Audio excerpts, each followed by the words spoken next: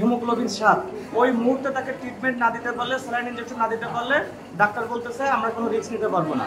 আমরা টাকা দিতে সে লোক পাওয়া যাচ্ছে না, তাহলে এই রোগীগুলো আমরা আনবো কিভাবে? একটা লোক নাই, লিফট সেটাও নষ্ট। গণপূর্ত বিভাগের চিঠি করতে হবে, তাদের ইঞ্জিনিয়ার আসবে, হ্যান করবে, ত্যান করবে, এই করতে করতে দিনের পর দিন চলে যাবে। বাগেরহাটের 250 শয্যা বিশিষ্ট সদর হাসপাতালের দুটি লিফট 8 দিন ধরে বন্ধ রয়েছে। জেলার এই হাসপাতালে প্রতিদিন 900 থেকে 1000 রোগী সেবা নিতে আসেন। অন্যদিকে হাসপাতালে ভর্তি থাকে প্রায় 300-র অধিক রোগী। লিফট বন্ধ থাকায় সবচেয়ে ভোগান্তিতে পড়ছেন ডেলিভারি ও মুমূর্ষু রোগীরা। কোনো উপায় না পেয়ে স্বজনরা তাদের রোগীদের কাঁধে কিংবা কোলে নিয়ে সিঁড়ি বেয়ে পঞ্চম ও ষষ্ঠ তলায় নিয়ে যাচ্ছেন। এতে বেগ পোহাতে হচ্ছে রোগী ও স্বজনদের। এই যে রুগীটা আনলাম আমরা নিচ থেকে 4টা আমরা রুগীটা আনলাম, আনার পরে একটা লোক নাই, কিছু নাই। আমরা ডাক্তারের কাছে বলতে গেলে ডাক্তার বলে কি আপনারা যেভাবে নেবেন নেন, লোক দিক, আমরা টাকা দিতে সে লোকও পাওয়া যাচ্ছে না, তাহলে এই রুগীগুলো আমরা আনবো কিভাবে? একটা লোক নাই, লিফট সেটাও নষ্ট। বেড ভাঙা, তারপর বাথরুমের অবস্থা ভালো না, বাথরুমে কোনো ট্যাপ নেই, তারপরে পানির লাইনগুলো সব নষ্ট, তারপরে অনেক গ্যাদারিং, তারপর এখানে লিফটের সমস্যা। আপনার লিফট না থাকলে রুগীরা কীভাবে উঠবে? সুস্থ মানুষরাই তো উঠতে কষ্ট লাগবে। হাসপাতালটি চালু হওয়ার 16 মাসের মধ্যে এ পর্যন্ত যান্ত্রিক ত্রুটির কারণে 30 বারেরও বেশি লিফট বন্ধ হয়েছে। সবশেষ গত 8 দিন আগে যান্ত্রিক ত্রুটির কারণে বন্ধ হয়ে যায় দুটি লিফট। এদিকে ট্রলি না পাওয়ার কারণে রোগীদের পাঁজাকোলা কিংবা ঘাড়ে করে নিয়েই হাসপাতাল ভবনে উঠছেন স্বজনরা। এতে বেশি নাড়াচাড়ায় রোগীদেরও পোহাতে হচ্ছে অতিরিক্ত কষ্ট। গতকালকে অল্প সময় চালু হয়েছিল, এরপরে বন্ধ হয়ে গেছে, দুটো লিফটই বন্ধ। মানুষ ওঠানামা করতে পারছে 3 ঘন্টা 4 ঘন্টা। রুগী নিয়ে আরো সমস্যা আছে, স্ট্রেচার নাই হাসপাতাল ঠিক মতো। স্ট্রেচার যে রুগী উপরে ওঠানামা করবে, উঠাইবে, স্ট্রেচারই নাই। একটা স্ট্রেচারের জন্য 2 ঘন্টা 3 ঘন্টা ঘুরে রাখতে লোকজনের। একদিন যাবৎ লিফট বন্ধ থাকায় এই 7 তলা ভবনে 4 তলা, 5 তলা, 6 তলা, 7 তলায় যে সকল জরুরি রোগী নিয়ে জনসাধারণের যেভাবে সিঁড়ি বেয়ে ট্রলি ঘাড়ে করে করে তারপরে উঠাতে হচ্ছে, এটি আসলে সহ্য করার মতো না। এখন আমার বক্তব্য হলো যে লিফট যান্ত্রিক ত্রুটির কারণে বন্ধ বা নষ্ট হতেই পারে, সেটা কেন র্যাপিড হবে না? গণপূর্ত বিভাগের চিঠি করতে হবে, তাদের ইঞ্জিনিয়ার আসবে, হ্যান করবে, ত্যান করবে, এই করতে করতে দিনের পর দিন চলে যাবে। অথচ জনসাধারণের দুর্ভোগ যে তিমিরে সেই তিমিরেই থাকবে।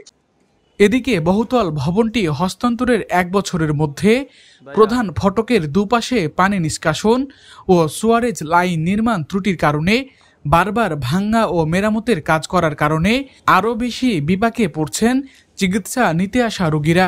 এতে করে সবচেয়ে বেশি দুর্ভোগের শিকার গর্ভবতী নারী, শিশু ও বয়স্করা।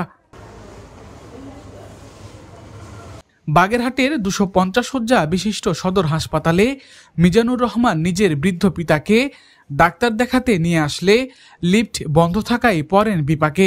এমনকি রোগীর অবস্থা এতটাই মুমূর্ষু ছিল যে ঠিক সময়ে চিকিৎসা নিতে না পারলে ঘটতে পারত বিপদ।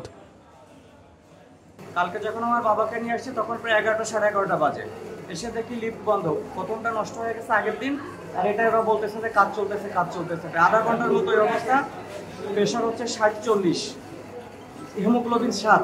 ওই মুহূর্তে তাকে ট্রিটমেন্ট না দিতে পারলে, স্যালাইন ইনজেকশন না দিতে পারলে ডাক্তার বলতেছে আমরা কোনো রিস্ক নিতে পারবো না।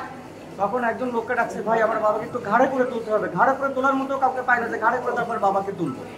একজন লোককে ডাইরেক্ট ঘাড়ে করে নিয়ে এসে এতটা কষ্ট, অনেক মানুষ আপনার ভোগান্তিতে বসে বসে আধা ঘন্টা 1 ঘন্টা দেরি করতেছে।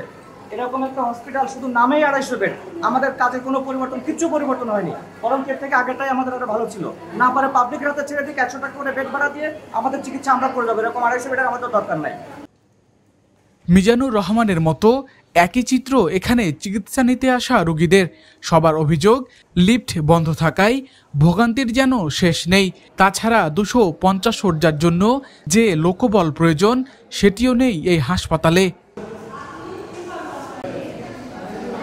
এ বিষয়ে বাগেরহাট সদর উপজেলার মহিলা ভাইস চেয়ারম্যান রিজিয়া পারভিন রোগীদের ভোগান্তি লাঘবে বিকল্প লিফটের পাশাপাশি র্যাম্পের ব্যবস্থার দাবি জানান। বৈদ্যুতিক যে কোনো জিনিস এটা নষ্ট হতে পারে, আমরা প্রায় দেখি আমাদের এই হসপিটালের যে লিফট আছে অকার্যকর থাকে এবং কখনো 7 দিন 10 দিন 15 দিন পর্যন্ত অকার্যকর থাকে। তো এই সময়ে আসলে যারা চিকিৎসা সেবা নিতে আসেন এবং যারা চিকিৎসা সেবা দেন উভয় পক্ষেরই প্রচন্ড রকমের ভোগান্তি হয়। তো আমি দাবি করি বাগেরহাটবাসীর পক্ষ থেকে যে আমাদের এই হসপিটালের স্বাস্থ্য সেবাকে সমুন্নত করার জন্য র্যাম্প প্রতিষ্ঠা করা হবে। এদিকে হাসপাতালের তত্ত্বাবধায়ক ডাক্তার অসীম কুমার সমাদ্দার লিফট নিয়ে ভোগান্তির কথা স্বীকার করে বলেন, 2023 সালের ফেব্রুয়ারি মাসে চালু হওয়া 7 তলা ভবনের 2টি লিফট যান্ত্রিক ত্রুটির কারণে 16 মাসে অন্তত 30 বার অচল হয়েছে। তবে লিফট দ্রুত মেরামত করতে গণপূর্ত বিভাগকে জানানো হয়েছে বলে জানান তিনি। বজ্রপাত হওয়ার কারণে 2টা লিফটেরই মাদারবোর্ড পুড়ে যাওয়ার কারণে লিফটের কাজ কিন্তু এখনো সচল করে পারতেছে না। ওরা চেষ্টা করছিল, এখানে যারা ঠিকাদারি প্রতিষ্ঠান তারা কিন্তু চেষ্টা করছে, কিন্তু এখনো ঠিক হয়নি। ওরা ঢাকা থেকে যন্ত্রপাতি নিয়ে এসে লিফট সচল হবে। লিফট সচল হওয়ার জন্য বেশি দরকার আমার, কারণ কি আমার রোগীরা, আমার কর্মকর্তা কর্মচারীদের তাদের কষ্ট সবচেয়ে বেশি হয়। আপনারা যারা সাংবাদিক ভাইরা একবার আসছেন তাদের একবারই কষ্ট, আমার কিন্তু প্রতি মুহূর্তে এই কষ্টটা। যে কারণে আমরা কিন্তু লিফটটা সচল হওয়ার জন্য আমি গণপূর্ত বিভাগকে লিখেছি, এবং শুধু লেখা না, আমি বারবার তাদের সাথে যোগাযোগ করেছি। সাথে সাথে এই লিফট সমস্যার সমাধানের জন্য শুধু আমি মনে করি লিফট দিলেই আসল সমস্যা না, আমার র্যামের জন্য, আমি কিন্তু র্যামের জন্য ওনাদের কাছ থেকে চাহিদা এবং এর ব্যয় কত হবে তা দিয়ে আমি কিন্তু মন্ত্রণালয়ে তা পাঠিয়ে দিয়েছি।